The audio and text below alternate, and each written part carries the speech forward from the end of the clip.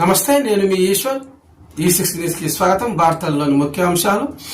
CM Revanth Reddy గారి అధ్యక్షతన cabinet భేటీలో తీసుకున్న నిర్ణయాలు రాష్ట్ర ప్రభుత్వ ఉద్యోగులకు సర్కారు గుడ్ న్యూస్ చెప్పింది. ప్రభుత్వం ఉద్యోగులు రిటైర్డ్ ఉద్యోగులకు 2 DAలు ఇచ్చేందుకు సన్నద్ధం వ్యక్తం చేసింది. ఒక DAను వెంటనే ఇవ్వడానికి 2వ DAను మరో 6 నెలల్లో చెల్లించాలని నిర్ణయం తీసుకుంది. ఉద్యోగుల బకాయిలు ఇకపై ప్రతి నెల రూపాయలు 700 కోట్లు చెల్లింపు ఉంటుందని అన్నారు. ఉద్యోగుల ఆరోగ్య భద్రత కోసం CS అధ్యక్షతన ప్రత్యేక ట్రస్ట్ ఏర్పాటు చేస్తామన్నారు. అలాగే శ్రీనిధి స్వయం సహాయక సంఘాలకు ప్రమాద వశాత్తు చనిపోతే రూపాయలు 10 లక్షల వరకు బీమా వర్తింపజేస్తూ నిర్ణయం తీసుకున్నారు. గత ఏడాది చనిపోయిన 350 మందికి కూడా రూపాయలు 38.5 కోట్లు చెల్లించారని తెలిపారు. ఇక నుంచి ఇన్సూరెన్స్ ద్వారా కాకుండా నేరుగా శ్రీనిధి ద్వారా పరిహారం అందివ్వాలని నిర్ణయించారు.